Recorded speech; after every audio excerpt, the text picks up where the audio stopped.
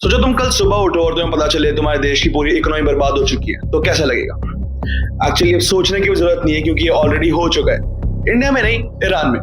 और तुम्हें समझाता हूँ पूरा केस है क्या। तो सबसे पहले तो ये समझो कि किसी भी कंट्री का फाइनेंशियल कोलैप्स यूं ही रातों रात चुटकी बजाकर नहीं हो जाता है। उसमें मल्टीपल फैक्टर्स इन्वॉल्व होते हैं और जब हम ईरान की बात करते हैं तो यहाँ पर 3 मेजर फैक्टर्स इन्वॉल्व होते हैं। देखो, जो पहला रीजन है that is hyper inflation.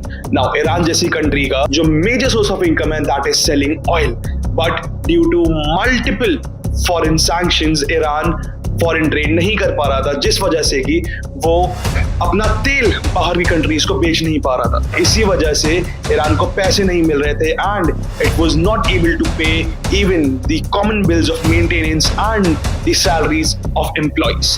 Now an easy way out is printing more and more money. Now जब ज्यादा से ज्यादा पैसा प्रिंट हुआ, this ultimately led to hyper inflation. तो लोगों ने सोचा कि अपनी सेविंग्स को बचाया जाए and they started to convert their savings into foreign currencies like sterling pound, US dollars etcetera, और वो इसके लिए ज्यादा से ज्यादा पैसे देने को तैयार थे।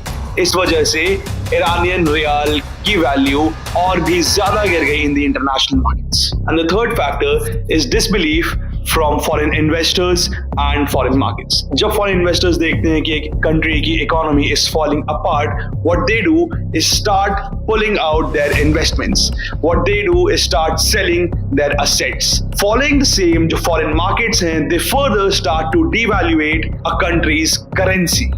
एंड इन 3 फैक्टर्स की वजह से अभी ईरानियन रियाल की हालत ऐसी हो चुकी है कि it's valued at about 0 against major currencies like US dollar and sterling pound.